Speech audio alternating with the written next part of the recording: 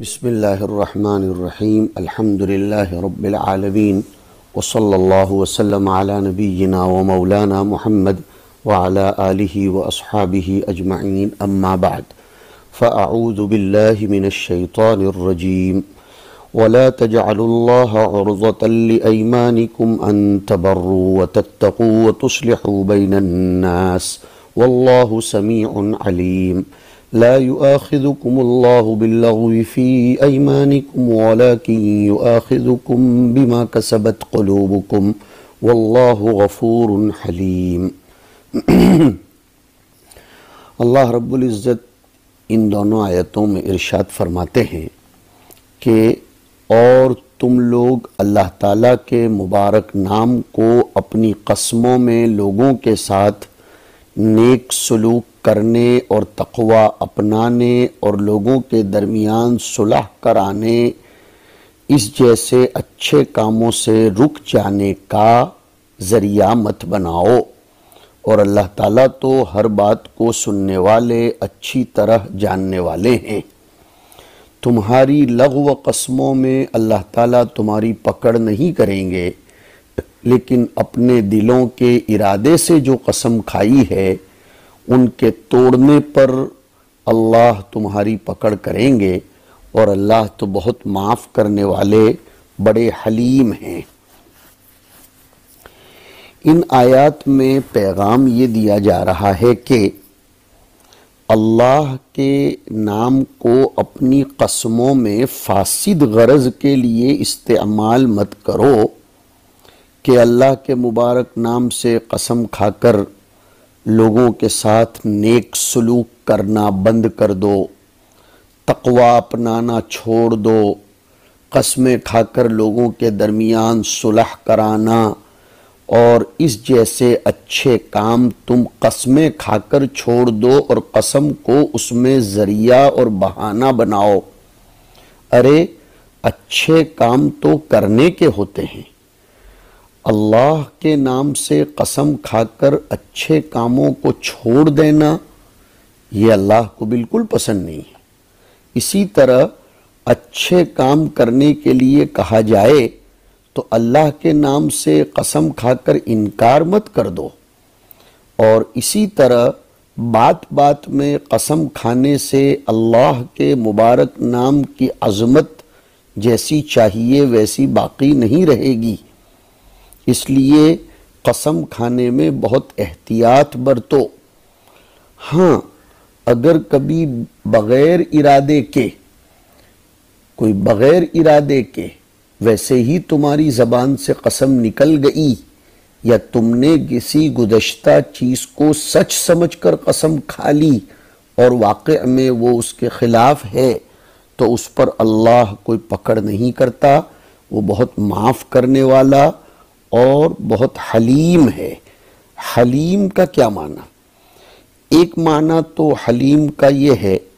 کہ جو اپنے نافرمان اور کافر بندوں کو جلدی سزا نہیں دیتا بلکہ ان کو مہلت دیتا ہے، اگر وہ توبہ کر لیں تو ان کے گناہوں کو معاف کرتا ہے۔ ایک معنی یہ ہے کہ جو بدلہ لینے میں جلدی نہیں کرتا، اور وہ اللہ کیسے بدلہ لینے میں جلدی کریں جن کو کسی کے بارے میں اپنی پکڑ سے بھاگ جانے کا کوئی خطرہ ہی نہیں ہے۔ ایک معنی یہ ہے کہ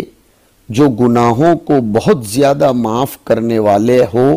اور عیوب کو بہت زیادہ چھپانے والے ہوں، ایسے لوگوں کو حلیم کہا جاتا ہے، اور یہ صفت علی الوجہ الاتم والاکمل اللہ میں موجود ہے۔ ایک معنی یہ ہے کہ حلیم وہ ہے جو گناہوں کو چھپانے کے ساتھ ساتھ معاف بھی کر دے۔ ایک معنی یہ ہے کہ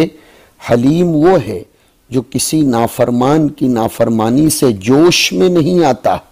اور کسی سرکش کی سرکشی سے ان کو بے چین نہیں ہونے دیتا، یعنی اللہ ایسا حلیم ہے کہ کوئی کیسی بھی سرکشی کرے اللہ بے چین نہیں ہوتا۔ اور ایک معنی یہ ہے جو کسی عارف نے لکھا ہے کہ ساری تعریفوں کا مستحق اللہ ہے جو جاننے کے باوجود بھی بردباری کرتا ہے اور عذاب دینے پر قدرت ہونے کے باوجود معاف کرتا ہے۔ صفت حلم میں سے بندے کو وافر حصہ اس طور پر حاصل ہو سکتا ہے کہ وہ بردباری اختیار کرے اور اپنے آپ کو غصہ پینے پر آمادہ کرے اور بردباری کے ذریعے غصے کی آگ بجھانے کی کوشش کرے۔ یہ ہے واللہ غفور حلیم میں حلیم کا مطلب۔ ان آیات کریمہ میں حق تعالی شانہ یہ فرماتے ہیں کہ دیکھو، کسی اچھے کام کے نہ کرنے پر اللہ کی قسمیں مت کھایا کرو۔ مثلا یہ کہ میں میرے ماں باپ سے بات نہیں کروں گا، بھائی سے بات نہیں کروں گا، فلاں سے بات نہیں کروں گا اور قسم کھا لی، فقیر کو کچھ نہیں دوں گا، یا آپس میں کسی بھی صلح میں نہیں پڑوں گا۔ ایسی قسموں میں اللہ کے نام کو برے کاموں کے لیے ذریعہ بنانا یہ غلط ہے، ایسا ہرگز مت کرو۔ اور اگر کسی نے ایسی قسم کھا لی ہے تو اس کا توڑنا اور کفارہ دینا واجب ہے، جیسے کہ سیدہ عائشہ رضی اللہ تعالی عنہا کی روایت میں آیا ہے۔ اور اللہ پاک ان آیات میں یہ بھی فرماتے ہیں کہ لغو اور بیہودہ قسم اس پر اللہ پکڑ نہیں کرتے۔ لغو اور بیہودہ قسم یعنی یمین لغو یہ ہے کہ منہ سے عادت اور عرف کے موافق بے ساختہ اور ناخواستہ کوئی قسم نکل جائے اور دل کو اس پر خبر تک نہ ہو، ایسی قسم کا نہ کفارہ ہے نہ اس میں کوئی گناہ ہے۔ البتہ اگر کوئی شخص بالارادہ و بالقصد قسم کے الفاظ واللہ باللہ کہے اور اس سے صرف تاکید مقصود ہو، قسم کا قصد نہ ہو، تو اس پر کفارہ تو لازم ہوگا، جیسے آگے آ رہا ہے۔ لغو قسم کے دو معنی ہیں۔ ایک تو یہ کہ کسی گزشتہ امر پر جھوٹی قسم بلا ارادہ نکل گئی، یا یہ کہیے کہ ارادے سے تو نکلی مگر وہ اس کو اپنے گمان میں صحیح سمجھتا ہے، جیسے اپنے علم و گمان کے مطابق قسم کھا لی کہ گزشتہ کل ایسا ہوا تھا اور حقیقتاً نہیں ہوا تھا، یا آئندہ بات پر اس طرح قسم نکل گئی کہ کہنا چاہتا تھا کچھ اور بے ارادہ منہ سے قسم نکل گئی، اس میں گناہ نہیں ہوتا اور اس کو اسی واسطے لغو کہتے ہیں، آخرت میں اس پر مواخذہ نہیں ہوگا۔ لیکن اس کے مقابلے میں جس قسم پر مواخذے کا تذکرہ ہے، یہ وہ قسم ہے جو قصداً جھوٹی سمجھ کر کھائی ہو، اس کو غموس کہتے ہیں، اس میں گناہ ہوتا ہے، لیکن امام ابو حنیفہ کے نزدیک کفارہ نہیں آتا۔ اور ایک یمین منعقدہ بھی ہے، تو اس کو اچھی طرح سمجھو کہ ایمان کی یمین کی 3 قسمیں ہیں۔ یمین کا اصل معنی تو قوت کا ہے، لَأَخَذْنَا مِنْهُ بِالْيَمِينِ، اور قسم میں چونکہ اپنی بات میں قسم کے ذریعے تاکید اور قوت پیدا کی جاتی ہے، اس لیے اس کو یمین کہا جاتا ہے۔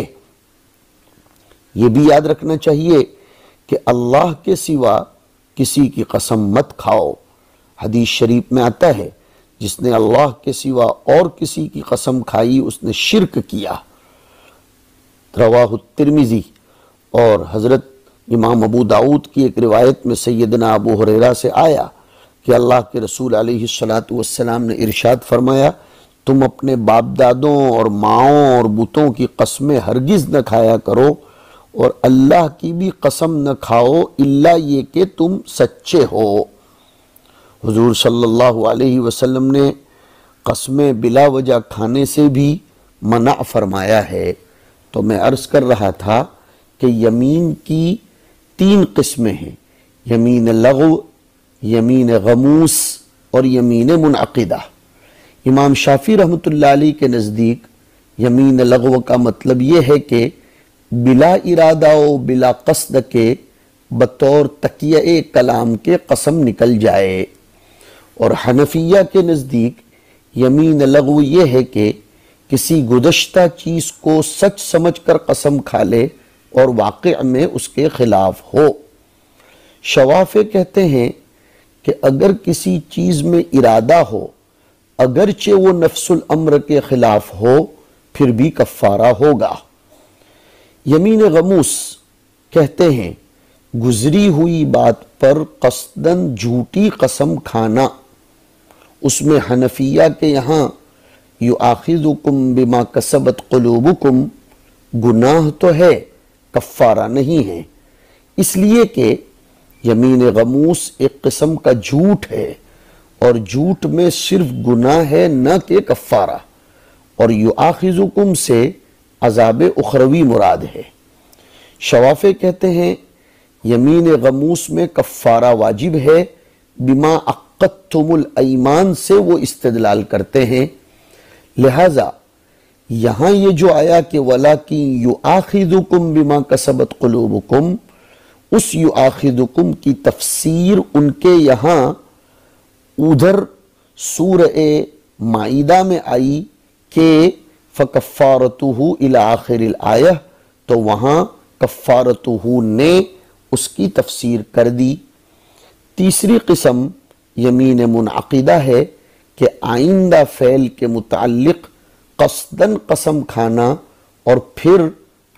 اس کام کو نہ کرنا، حانث ہو جانا، یہ بالاتفاق موجب کفارہ ہے۔ اس آیت میں یؤاخذکم میں منعقدہ کا ہی ذکر ہے۔ سوال ہوگا کہ پھر یمین غموس کا تذکرہ کہاں ہے؟ تو جواب ہے ان الذین یشترون بعہد اللہ وبایمانہم ثمنا قلیلا، اب اس پر صرف عذاب کا تذکرہ ہے آخرت میں کہ اولئک لا خلاق لهم فی الآخرۃ ولا یکلمهم اللہ ولا ينظر الیہم یوم القیامۃ ولا یزکیہم ولہم عذاب علیم۔ اور اسی طرح فاجتنبوا قول الزور، اس طریقے سے اس کا تذکرہ آیا ہے۔ تو اب یہ یمین کی تینوں قسمیں یہاں اور سورہ مائدہ پارہ نمبر 7 کے پہلے ہی صفحے پر تفصیل سے آپ حضرات کے سامنے آ چکی۔ دیکھیے اب اس کو کتاب سے ملائیے۔ ہماری کتاب کا صفحہ نمبر 34 پر سطر نمبر 3 چل رہی ہے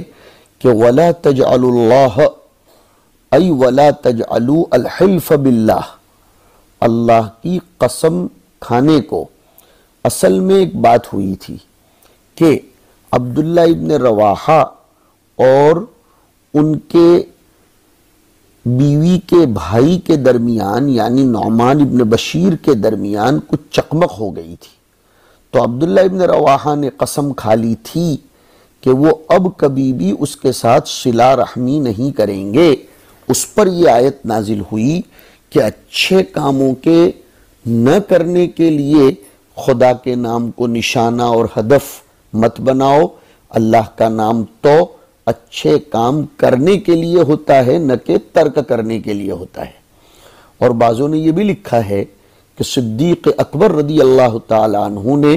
مصطح ابن اساسہ کے باب میں قسم کھا لی تھی، جب مصطح نے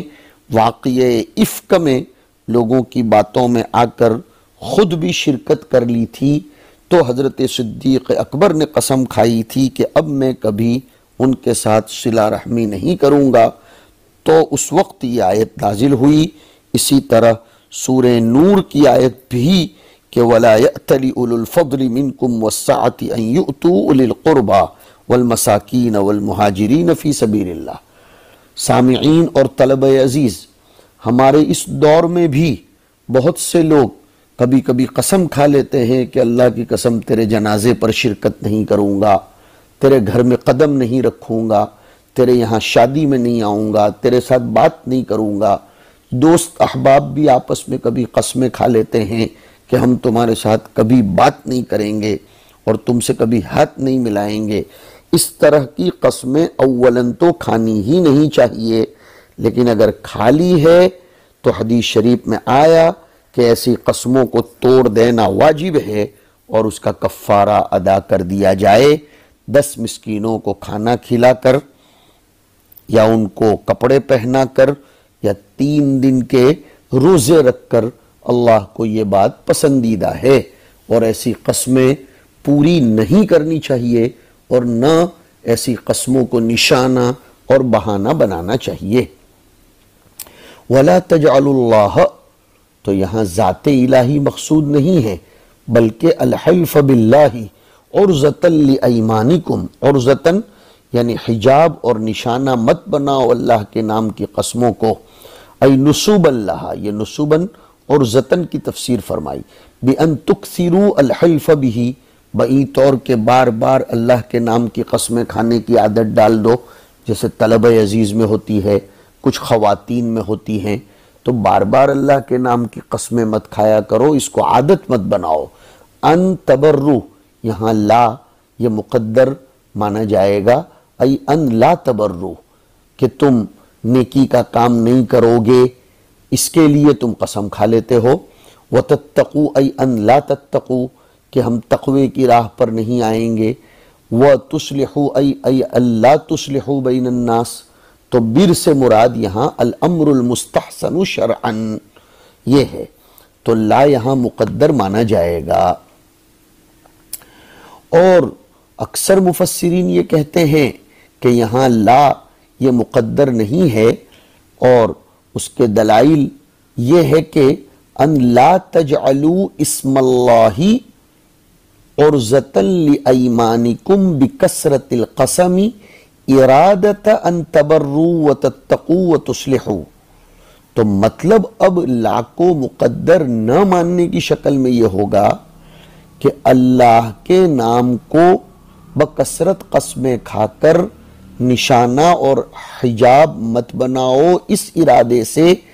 کہ یہ قسمیں کھانا ہمارے لیے نیکی کا کام ہے، جبکہ حقیقت میں ایسا نہیں ہے۔ جی، فَتُكْرَهُ الْيَمِينُ عَلَى ذَلِكَ، مصنف فرماتے ہیں کہ ایسی نیکی کے کاموں کے نہ کرنے کی قسمیں کھانا یہ بری بات ہے، پسندیدہ نہیں ہے۔ وَيُسَنُّ فِيهِ الْحِنْثُ، اور اس میں حانث ہو جانا مسنون ہے، اس لیے کہ روایت میں آیا اذا حلفت على يمين ورأيت غيرها خيرا منها فأتي الذي هو خير وكفر عن يمينك، تو اس میں حانث ہو جانا چاہیے۔ ويكفر بخلافها على فعل البر ونحوه فهي طاعة، اور اس کے خلاف کر کے کفارہ ادا کر دے، نیکی کا کام وغیرہ کر لے جس کے نہ کرنے کی قسم کھائی، اس لیے کہ اسی طرح اس کے خلاف کرنا یہی طاعت سمجھا جائے گا۔ المعنی، آیت کا مفہوم اور پیغام یہ ہے کہ لا تمتنعوا من فعل ما ذکر من البر ونحوه اذا حلفتم علیہ، کہ تم نیکی وغیرہ کے جو کام ہیں اگر قسم کھا بھی لی تو اس سے قسم کے بہانے رک مت جاؤ، بل ائتوہ، بلکہ تم وہ نیکی کے کام کر لو،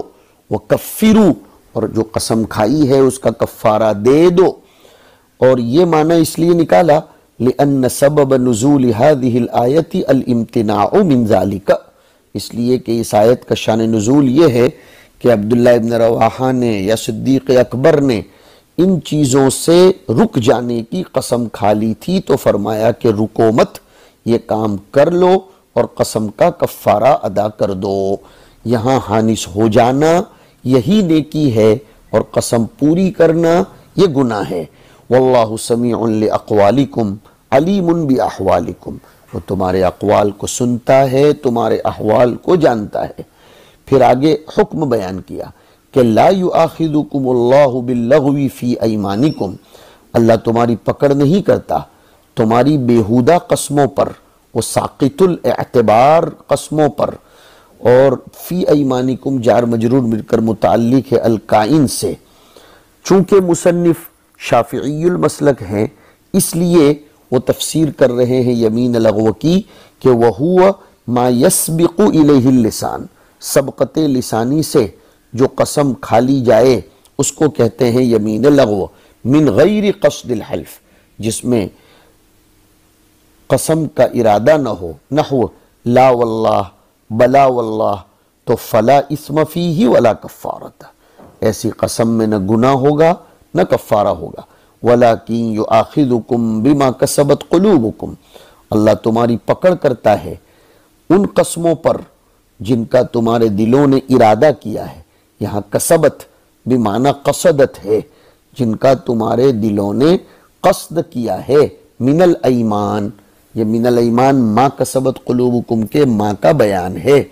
اور وہ پکڑ کب کرتا ہے؟ اذا حنستم، جب تم حانس ہو جاؤ۔ تو امام شافعی کے یہاں اس اعتبار سے یمین غموس میں کفارہ آئے گا۔ وہ یہ کہتے ہیں کہ اس آیت میں لفظ جو مؤاخذہ آیا اس کی تبیین اور اس کی تفسیر سورہ مائدہ میں آ گئی، اور باقی ائمہ ثلاثہ کہتے ہیں کہ یمین غموس میں کفارہ نہیں ہوگا، توبہ اور استغفار ہوگا۔ اور ابن عبد البر وغیرہ کے حوالے سے ابن حجر نے لکھا ہے کہ صحابہ کا اس پر اتفاق تھا۔ مسند احمد میں حضرت ابو ہریرہ کی ایک روایت آئی، خمس لیس فیہن کفارۃ، اس میں سے ایک یمین غموس بھی ہے۔ اور علماء نے لکھا کہ یہاں مؤاخذہ مطلق ہے تو وہ دار الجزا میں ہوگا، اور آیت المائدہ میں جو مؤاخذہ ہے وہ مقید ہے دار الابتلاء کے ساتھ، لہذا ایک کو دوسرے پر محمول نہ کیا جائے،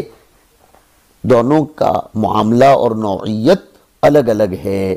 جی وَلَٰكِن يُؤَاخِذُكُم بِمَا كَسَبَتْ قُلُوبُكُمْ أَيْ قَصَدَتْ قُلُوبُكُم مِّنَ الْأَيْمَانِ إِذَا حَنَسْتُمْ وَاللَّهُ غَفُورٌ لِمَا كَانَ مِنَ اللَّغْوِ، جو کچھ لغو قسم ہو گئی خدا پاک اس کو معاف کرتے ہیں، حلیم اور وہ بردبار ہیں، بتأخیر العقوبت عن مستحقها، بئی طور کہ وہ مستحق مؤاخذے سے، مستحق عقوبت سے عقوبت کو مؤخر کرتے ہیں، پکڑ کرنے میں جلدی نہیں کرتے، وہ مہلت دیتے ہیں توبہ کی، ورنہ انہیں کوئی خطرہ نہیں ہے کہ میرے عذاب سے، میری پکڑ سے کوئی بھاگ سکے گا، اس لیے بھی وہ برداشت کر لیتے ہیں، مہلت دیتے ہیں اور خود تحمل سے کام لیتے ہیں۔ وصلی اللہ علی النبی الکریم۔